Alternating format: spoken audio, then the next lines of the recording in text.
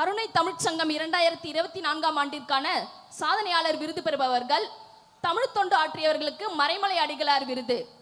தகவுரை வாசிப்பவர் திரு CN அண்ணாதுரை, நாடாளுமன்ற உறுப்பினர் அவர்கள்.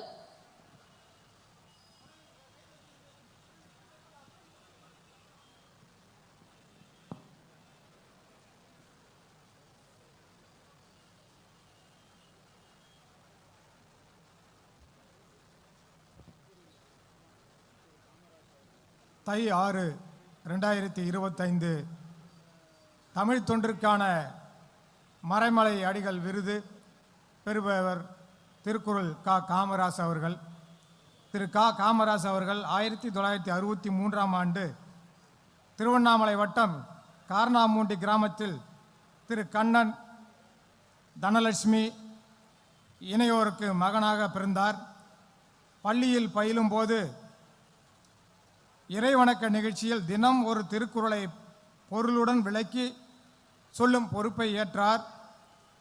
பள்ளி பருவம் தொட்டு இன்று வரை திருக்குறளை பேசாமல் எழுதாமல் ஒரு நாளும் இருந்ததில்லை என வாழ்ந்து வரும் இவர் தம் இரு மகள்களையும் பள்ளி பயிலும் போதே 1330 திருக்குறளையும் ஒப்பிக்க செய்து முத்தமிழ் அறிஞர் டாக்டர் கலைஞர் அவர்களிடத்திலும் மேதகு அப்துல் கலாம் அவர்களிடத்திலும் பரிசுகளையும் பாராட்டுகளையும் பெறச் செய்தார். அரசு பள்ளி மாணவர்களுக்கு திருக்குறள் புத்தகங்களை இலவசமாக வழங்கி கற்பிக்க செய்து பல மாணவர்கள் 1330 குறள்களையும் ஒப்புவிக்க செய்து தமிழ்நாடு அரசின் பரிசுகளையும் பாராட்டு சான்றுகளையும் பெற்றிட உதவி புரிந்து வருகிறார். திருக்குறள் முற்றோதல் இயக்கத்தை தொடங்கி பல ஆண்டுகளாக தொடர்ந்து நடத்தி வருகிறார்.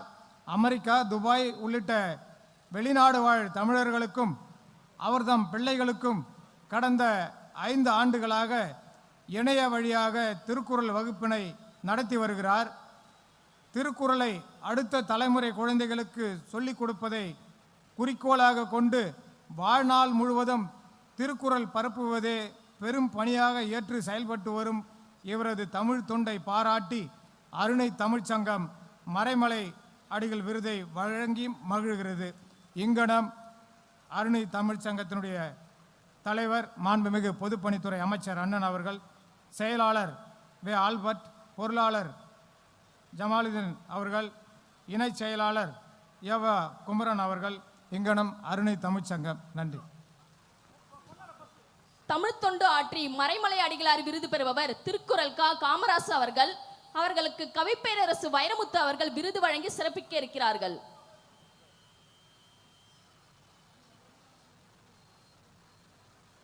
அனைவரும் கரவொலி எழுப்புமாறு அன்புடன் கேட்டுக்கொள்கிறோம்.